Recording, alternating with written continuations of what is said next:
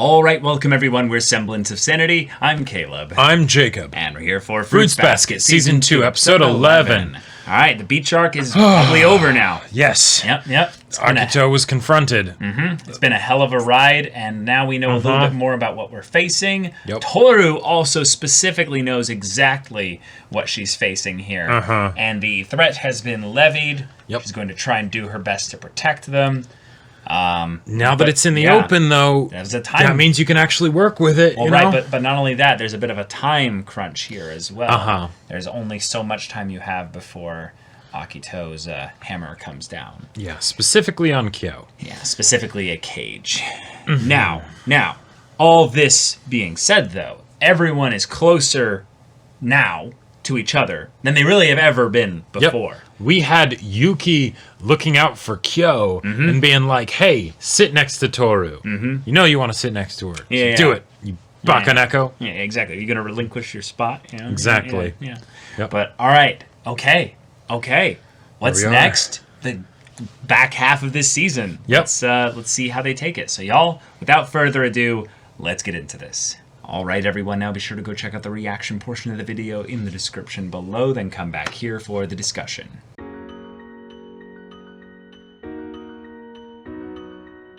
Oh, good episode. Well, okay. Just a solid personal episode. Yeah. Focused primarily on Kagura, Toru, and then Kazuma, Kyo in that order, kinda. Right. And I gotta say, again, well done, Fruits Basket. You know, you never cease to amaze me, and yet sometimes I wish you would cease to amaze me a little bit. Just slow down. Come on, man. Give I love that IMA was the levity comedic levity to kind of crack open our shells emotionally, but the fact that they went and were just like, on my emotional little heart. Couldn't even get it for a full episode, right? No. Like, it's just, nope. But, hey, it does totally make sense, because since Toru got some big information in the previous episode, it makes sense that as soon as she got the chance, she would basically try and figure out more about this whole curse thing and what Akito's situation is, and cool. Because Kyo has a limited amount of time left. Right, and the person that she talks to being Kazuma is so just obvious, but like the idea that Kazuma, someone who we're like, okay, he's not actually a Soma. Like, he's not a Zodiac member, you know? So his whole situation is such that he has family, you know, who the previous thing was the cat. But he's one of the few characters that we've seen actively protect, if you will, but just a Zodiac. Right. From just the shit show that is the Soma family. So Kazuma is like way up there in our minds as being like one of the goats of like I will fight to make sure that situation doesn't come about. Like more of a German Shepherd than the actual dog Zodiac. Exactly. So the fact that Kazuma is like, one, I have no idea what the curse is. Two, I know what kind of effect Akito has on them because he's seen had it, time to witness but then it. he's also experienced it probably intimately in the second-hand aspect from just being with Kyo for so many years. So Kyo having Kazuma as just a father figure, just this great guy is amazing. But we also now have a definitive person who is actively going to fight against the idea that Kyo and the Somas or what have you will be put into this situation with Akito leveraging the sword of Damocles of I will have them all for myself. Because we don't really know what any of the Somas are actually doing to try and stop this. That's one of the things that's really like unnerving, is that they seem to be, for the most part, either unaware, surrendered to the idea, incapable of actually doing anything, so they're just trying to live life as best they can until that point, or they're Shigure and scheming they're indirectly, but still letting and even helping the stuff continue because it's, you know, trying to steer it, basically. Right, which is weird here, because Kazuma, I think on some level, is saying this to make Toru feel better. I don't think he actually has anything that he can do, and that's why he's trying to manage her expectations, to be like, hey, you don't have to do so much. Right, I'm on your side, and I'll do anything I can to help out, but at the same time, there's a reason that this has been going on for a so long time. If it was something that was easily solved, I would have done it by now, or someone else would have, you know. Yeah, so exactly. So we're in a situation right now where the clock is rigged against us. Toru is immensely helpful in ways that she doesn't understand, which I love that you can tell stories about this, because generally speaking, the things that you do as an individual have an impact that goes beyond your perception. Right. It's not necessarily some fantastical supernatural thing. It's just the idea that your words have an effect on people, which then influences some of their actions, which then, you know, it's a domino effect. To quote one of my favorite anime, it's those no big deal things that matter the most, you know. It doesn't need to be some grand gesture or whatever. The presence of someone, the kindness, the love, the smiles, the smiles, all of that can, you know, lift much bigger rocks than any kind of like big passionate display. Which is another cool way to then diametrically oppose her with Akito, is that Akito has had years to basically build up his, like, talons, if you will, and the hooks that he has in all the somas. So, Toru, you're not going to solve this in a week. Right. These roots go deep. These roots go deep. A lot of pulling and digging. Yes, and the idea that you can't also do this alone means that you can't just start recruiting the somas to form a resistance. You have to, in some ways, let them save themselves. Right. In some ways, it's not just that you can't do this alone. You actually cannot directly be the one to do this. Exactly. You can help them in every way possible. You can set them up for success. You can keep being your wonderful self that gives them the emotional food that they need to grow. But they're the ones that are going to need to cut that cord. Exactly. And Yuki is a great example right now of where he is making some really cool decisions right now. Yep. He is unrecognizable compared to where he was in the first episode or two. Yep. Like, this is a completely different man. And Kyo is the same way as well.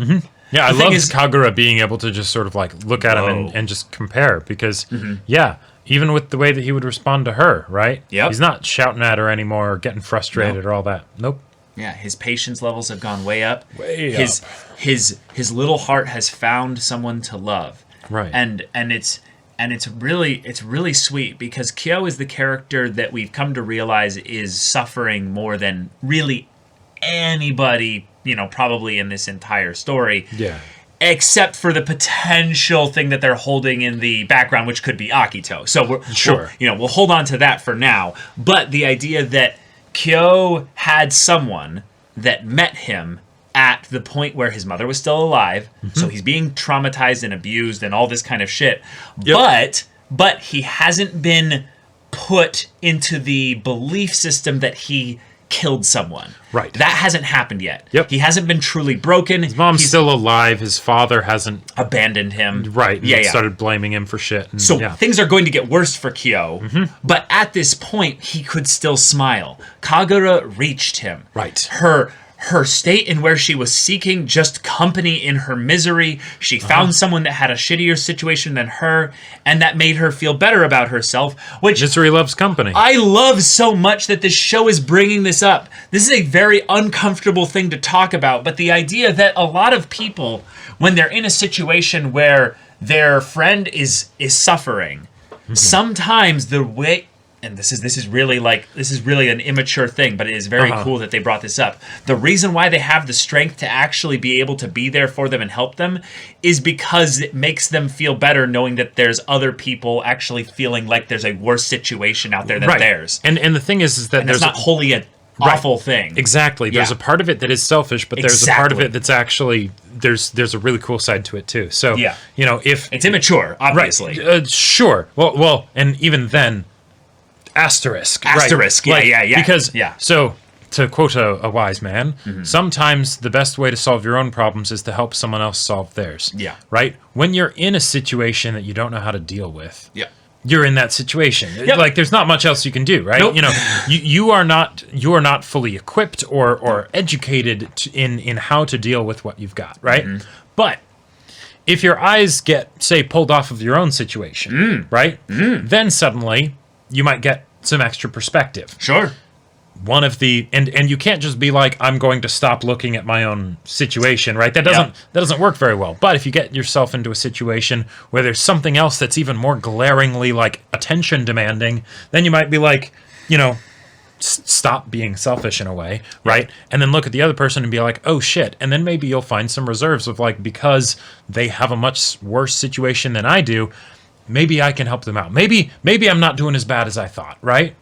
Now, it takes you out of your own situation a little bit, but the problem is it can loop all the way back around again to where you become selfish again, and then it makes it a thing of where you then do what Kagura realized that she was doing, and you begin to condescend to the person, and you actually hold them away from connecting with you because you're focused so much on treating them like they need you, especially. And really, they don't need you. They just need someone to be there and love them and just show them decency as a human being and connection. And the thing is that the initial desire to find someone like that, you could say it's selfish, but again, what is selfish in a negative sense versus just self-oriented, right? Yeah. If you know that if you find someone who's more like worse off than you, then you will be able to help them, and in doing so, you'll find strength that'll help you deal with your own issues. That just sounds like it's a potential healthy workaround, for what you're dealing with. Now, if it ends up being something where then you start to look down on the person and be like, yes, they're so pathetic and whatnot, right? I mean, even if it's not that, it's just something where you don't actually connect with them. You keep them actually at a little bit of a distance because you're helping them. It's not real relationship. It's It's just a form of like, I'm going to use you like a feel-good tool. You're my happy button. I just press you. Yeah. And the thing is, if you pressing the happy button is helping them out with their situation, it doesn't have to be a bad thing. It's not all bad. Yeah, I think the thing that's really, really important about this is that while Kagura in her childhood, I would never blame her really for any of the things that she was doing there. Right. Like obviously to her, it means a lot more because it's the thing that she had to live with. Right. She then exaggerated a lot of the emotional needs that she was getting fulfilled through Kyo because of the way that she responded when his form was shown there. Exactly. And that she did force that on him. And that was probably because when it came right down to it, she was here for more of like satisfying her own emotional needs rather than helping him with his. Yeah. And so, then, bracelet, shit, what happened? And then now she's in a situation that herself as a child is not going to be equipped to deal with. Not equipped at all. Right? So she does the thing that, of course, she's going to do. She cries and screams and runs away, right? Because scary thing just happened. And then internalizes this little bit of shame. Because she doesn't talk to anyone about it or anything. And it's just, what did I do? He was dealing with all of that stuff, and I just made it worse for him. Yep. Fuck. I also just love the idea that she then saw the idea of her redemption coming from the response and her act of loving him. not just love him, truly, but also get him to love you. Yeah, which is like, because that would be the proof that what she was giving was something that was real and good and not selfish. But it's also essentially a form of getting forgiveness. Yeah. Right? Because there's the actual to actually acknowledge the mistake and talk about it openly, that's really hard to do, right? Which she did. And that's why that was so important, right? Yep. Because it's not about whether Kyo ends up reciprocating her feelings, but it's that, hey, you said it, you were honest about it. You connected with him finally. Right, and he was able to connect with you finally, even if it isn't in the way that you ended up wanting, right? Because what might have started as a form of penance turned into genuine love, right? And now she wants him to reciprocate, but... sorry, that's not going to happen. You know what's so cool about this? I love the way this show seems to be writing its episodic episodes, even sometimes more than the overarching story. Same. Because what I think they're pointing out here is the idea of how love is far more powerful than actually the selfish desires and the ways in which love can be used and manipulated in some ways. Is that obviously she likes Kyo. Right. No one thinks that she was lying or faking it. No.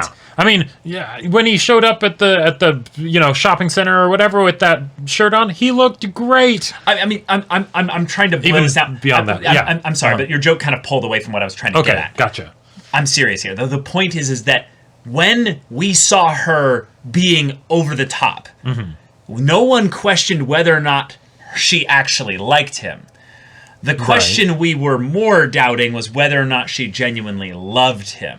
Yeah. The idea is that over the course of time, that intention to kind of win him over became a thing of love just by the nature of beginning to understand him. The idea that over the years and all this time and all this effort she put into it, she actually did fall in love with him. Like, that's where she found all this energy to keep doing this. Otherwise, she probably would have burnt out and kind of given up, I would say. Probably. Because it actually came from somewhere genuine. But all that, in combination with the fact that she then began to see how someone else's love and his love for them changed Kyo. And it wasn't her. Like she didn't do that. Like that was something that helped. Yeah. That was something that was wonderful. But she knows that she was not able to reach him. That was not her reaching him. And love, in that wondrous, mysterious, almost supernatural thing that it is, somehow still changed him, even though it didn't come from her. Right, and that's one of the reasons why I think this episode coming after the previous one is so fitting, even though I selfishly might have wanted a bit of like a break, like a full episode of levity, you know, before we get something like this, because it's the same thing that was frustrating and perplexing Akito so much, right? Yeah. He's so entirely based around fear that when love, you know, shows up, it's an anathema to him, right? Yeah, he covers his ears and starts making noises to try and block it out because he can't actually perceive what he's looking at. It doesn't make any sense to him. Or it's like he's trying to take a picture of a black hole, right? Like except he's the black hole, right? Yeah, it just doesn't work. Or it's even like almost like a toxin in the air that makes him just kind of like, oh God, no. If I acknowledge that that's possible, it's an allergy, basically. Then I have to, you know, my whole world comes apart at the seams. Bit. Yeah, exactly. Right. And since I have to be in the right, therefore, just completely blot this out, right? Right, and it's also probably the big hint that Akito's trauma, or at very least pain, comes from love. Like something that was very strong, something that was genuine, but it was either poisoned or ripped away or like mutilated, like viciously, like right. Because like if this is the situation that the Zodiacs have with their families, what is it probably like? What would it have been with Akito with his family? Yeah. We don't know necessarily what kind of effect he is able to have on non-Soma or on non-Zodiacs. Right.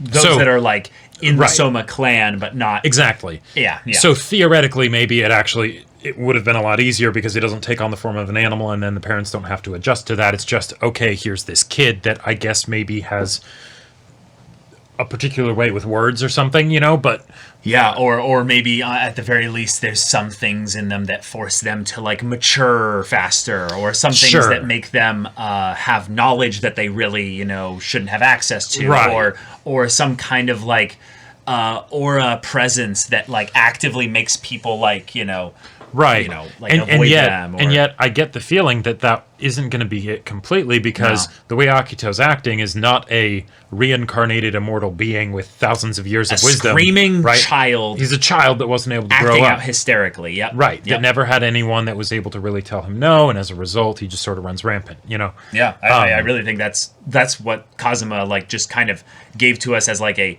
like. I mean, we were feeling like really hinted in that direction that Akito's issue was. He's still a kid. Right. Like, he's still a little kid. And it's the terrifying thing of what happens when you give a kid just unlimited power over people. And it's like, well, then you're my plaything, and I'm being so nice to you to let you be my plaything. Right. You don't have someone to tell them, no, don't, you know, hit this person, right? Yeah. So then as a result, all the people that you hit just sort of avoid you and clearly don't like you. Yeah. But at the same time, they can't say no to you, so you're trying to still find connection with them, basically, but it's clearly not happening, and then you just settle for pretending, and then anytime they do something that upsets you, you hurt them to show them who's boss and that they can't really get away from you. Isn't it such a breath of fresh air to just have Kazuma talking to Toru? Because Kazuma is such a it's like the two super wholesome people in the series. Right. He feels like just a good person. Right. Like, there's no there's a lot of pain that he's dealing with or has dealt with. But really, in some ways, he's the kind of person that I like genuinely feel a little bit worried every time he kind of shows up on screen because I'm like, you're the kind of person that I would just most want to make sure to check on. Like, are you okay? Who watches out after you? Like, your being there for Kyo is just yes. But the fact that he's like looking out for Toru, being like, hey, just be yourself. Who looks out for Kazuma kind of a thing? Yeah, exactly. Yeah. I'm like, and also, like, if anyone was to die in this story at this point, he's kind of the person that I could see standing up to Akito because he said he wouldn't go down and fight, like that. And then have there be some kind of like way he's blighted or cursed or just ruined or, or something. I feel like Kazuma shares a similar place in my mind, and this is why I liked him and Toru talking so much, as like Momiji, but like Momiji with like years of experience and temperance basically, right? Because Momiji is just so wholesome but chaotic and youth and fun and all that, right? Whereas Kazuma is like that, like all the niceness, and I will protect people and I will stand up to Akito. Hardened. Yeah, exactly. Yeah. Right. Both the same and opposite. But he's like the old blade master at the dojo where he literally trains one of them, how to fight, but also he's not one of violence. Right. He's one of actually like, no, strength is something that you must hone and temper with, peace. And we got that put on full display when he interacted with that piece of shit that called himself Kyo's father. Because, my good man. You have much more patience than I. Oh, yes. But okay. All right. All in all, Kagura, you brought me to tears again. Way to go, girl. I am so proud of you. I am so glad that this episode happened. I loved seeing Kyo just go with this whole thing and kind of realizing almost a little bit by just being so patient with her that he ended up seeing, well, her true self, if you will. And it's kind of cool that they're Zodiacs where there's, by their nature of the mechanics of this whole thing, that they are inherently hiding a part of themselves. Sure. And yet we were given even more than what Kyo had because of the applied meta context to Toru chasing after him that one night. Right. And her being like, that's the thing I couldn't do. That's exactly the person I wanted to be. Right. And how much you want to bet that if he transformed again now, she would absolutely chase after him. But first impressions are hard to get rid of. This line just chills me, though. I realized all this when I saw her running after you, just how foolish I was. Because there's so many ways you could interpret this here. There's the obvious one of how foolish I was to basically put myself through this all this time. Sure. But there's a couple other ways too. there's the to pretend chase after you, right? How foolish I was being when now I'm seeing the real chasing happening. Right. And it's like, well, okay. Yeah. But also maybe in some ways she's calling Toru foolish indirectly in that it's you can't really necessarily do anything here. But just chase after him. It doesn't have to be some perfect love kind of thing. Sure. Just being there. Like, you didn't have to do it this way. You didn't have to add... Like, this was the thing I said at the end of the reaction, the idea of that you don't have to give someone your perfect self in order for it to mean something. Just doing the little things, like what Kazuma was saying, is important. Right. Just being yourself, Kagura... Yeah. Like, that's what he's thanking you for. If you wanted to show Kyo love, it didn't have to be something that like was so extreme. Was so extreme or even romantic. Yes, right? exactly. Now granted, it ended up turning romantic, so that was its whole thing, right? But, who knows? It might even have been easier for Kyo to be able to accept if it wasn't something that kind of demanded something in return. Yes, if it didn't demand a response. This is something that is hotly debated, I would say, in general, is that love is not... Well, like the Greeks, for instance, had multiple words for love. Right. But in English, we really only have the one. Love, and then we have other words that kind of just mean love. And they're more like, romance or, like other things and stuff like that. But the idea of what could be the closest thing to a form of selfless love is basically the I love you, and that's something I live. It's not like a choice or a truth or anything else like that. It's just what you have. This is mine. If I give it, I don't demand a response. I don't demand anything. You live it. Right. It's something that comes about in your words, your little actions, your body language, your demonstrative whatevers. Yep. It comes about in a full permeated aspect. It's not perfect. It's just that it's yours. The idea that on the level that was Kagura's immaturity was that she didn't just demand a response. She kind of wanted him to fall in love with her the same way. Right. It was like a measure thing or like a flavor of sorts. Let's say that it was something where Kagura was a bit much for Kyo. yes. Right, because exactly. She was. But let's say, in spite of all that, he did actually kind of like her. End up caring for her, yeah. Yeah. And clearly he does care for her, but just not romantically, right? Right. And that is its own thing that it's really hard to it can be hard to talk about how much you love somebody, even if you're not necessarily talking about romance. Right? Sure. Because since, in the English language, at the very least, we only have really the one word for it, right? And it means all the things. Yeah, so many things, right? Everyone will have a different definition for it, right? Yeah. You could have whole conversations about just the idea of love and the nature of it and what it means, and but it's totally possible that Kyo could have ended up, responding to her feelings in a way that she wouldn't have necessarily even noticed, much less seen as being what she wanted, right? Because,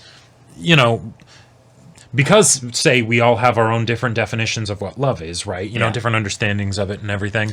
Different worldviews and life memories, experiences, exactly. What have to shape it. Yeah. One person could be like, I love you. The other person could also be like, I love you. And then when you actually, but you're saying completely different things, right? Yeah. And you don't necessarily know that. Or you say, I love you without saying those three words, right? And the other person just completely misses it because, well, when they mean love, they mean ABC. You mean EFG, Yeah.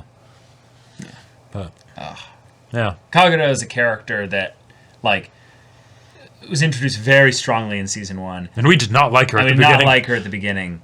But within really only 2 episodes now of Kagura Focus, she's fantastic. She's I love incredible. Her. Yep. So, masterful work at taking the things that were very, very clearly set up, which is easier to do when you have an extreme character introduction, which is why aggressive character introductions are real good. Which is why I generally like those, especially in anime where characters are generally more aggressive in their energy levels anyway. Exactly. You can do that and have it not break immersion. Yeah. Right. It's also helpful, especially for stories that have romance or comedy involved in them as well. Also, I will say... But also the drama as well. Also with the drama, but also... Even if you don't have it being a visual medium, in a lot of ways, anime can kind of, not that this is necessarily a good thing to do, but it can get off easy because you have different designs. You can have a different character with a different hair color or something like that, or style or whatever, right? And so you always know who's who. But if you can have them really feel distinct, because this is what I'm constantly trying to do, with just words, right, that's a whole other enchilada. But, yeah. I loved the little art piece. At the end, that was so sweet. There was this level of innocence to the visuals of it that I absolutely adored. Because I feel like it can be easy to think when you... It's the yellow. The yellow tone throughout. Well, yeah, the yellow tone, but also just the fact that it feels more of like a drawing with actual physical, material, rather than like a very fluid ink drawing like that could just be theoretically made digitally, Yes, they didn't fill in the lines. Right. I don't know enough about art to say exactly whether it would be like pencils or charcoals or or who knows. This looks like some kind of pigment, some kind of painting or whatever. Yeah. But I feel like it can be very easy to think that once you confess your feelings to somebody, if they are not received in the way that you want, then that means everything's over. Yeah. And that's not the case, right? Kyo still cares about Kagura very much. Very much. I'm sure they will have some wonderful interactions together over the course of this show before it's over. Yep. It's not over. It's not over. Right.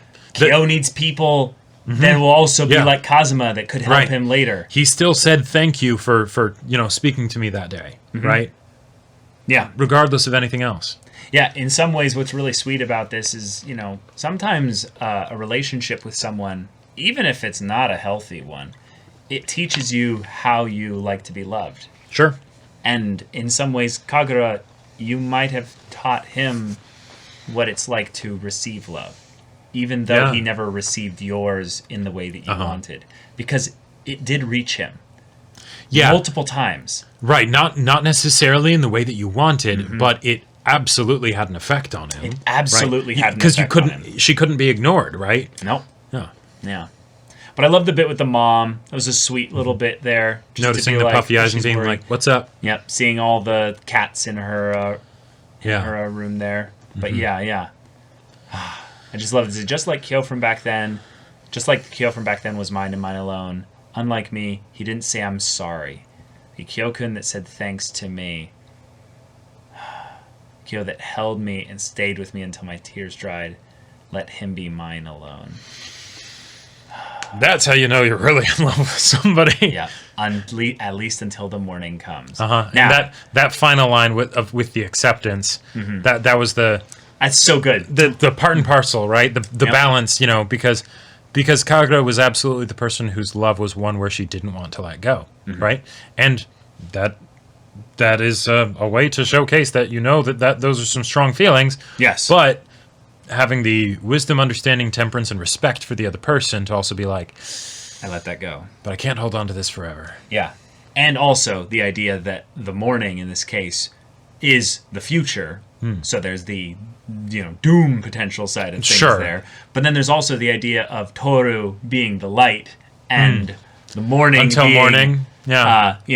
until a new dawn right. comes. And it's not necessarily that it's Toru, but it's the idea that these characters have changed a lot.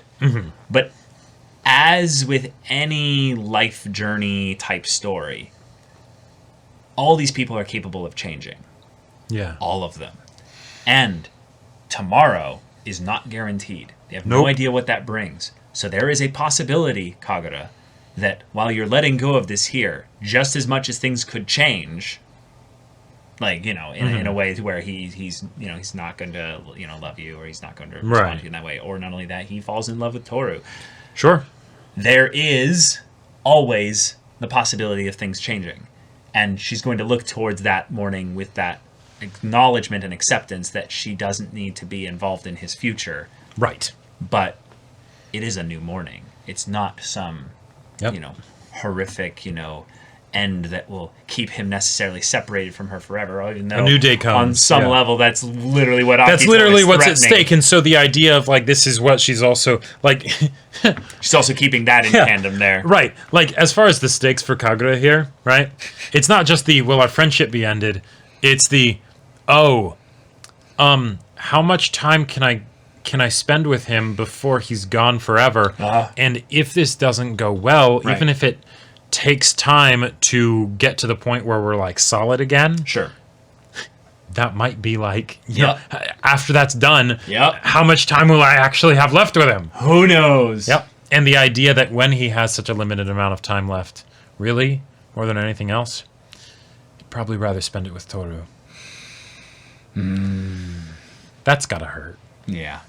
Yeah. But hey, you love him. Yep. You let him go. You did good. You did real good. And now, okay, got some generally cool stuff this episode with Kyo. Yuki had a nice little moment there with his little Yeah. baka kind of but yeah. Kyo, you gotta be careful with the way you grab Toru though. I know. You're strong and you don't want to set a precedent for physical touch in a way that is aggressive. because it might make her flinch a little bit the next time you like go to hug her or something like that. Also, how bad is it really if she hears that, like, oh, you're gonna be going on a date with Kagura? Yeah, it's really obvious at this point. Yeah, it's like she knows that Kagura likes you. She knows you don't like Kagura. But at some point, is she gonna start cluing in how much he likes her? Yeah, and that's probably the thing where it's like, I'm not sure how much she's aware of it. I would say she's like 3% aware of it. I hate to tell you this, Kyo, but you're not that great at hiding your emotions. No, everybody else knows. Yeah. But thankfully, I think Toru is in like literally like a 3 to 5% range of how much she's aware of this. Probably because she's. I feel like she's both so focused on just like the moment, but then also and herself. Yeah, has her opinion of herself is low enough, and she has a low enough confidence that she's not going to think herself as necessarily being desirable in that way, you know? Yeah. But that's a whole other conversation. That's a whole other thing, yeah. But, all right, yeah. Another fantastic episode, and y'all, thank you so much for watching this episode's reaction and discussion. If you want to see the next episode's reaction and discussion right now, though, go check out the link in the description below for our Patreon. You can get on early access there. You can watch full-length timer reactions there, and all this comes with Discord access. You can chat with us in the community there about this show, about anime in general, and also be sure to check out our Twitch channel. We stream every weekday. The info's in the description. Yeah, so if any of that interests you, we'll see you there. But until then, we're Semblance of Sanity. I'm Caleb. I'm Jacob. And we'll see you all next time.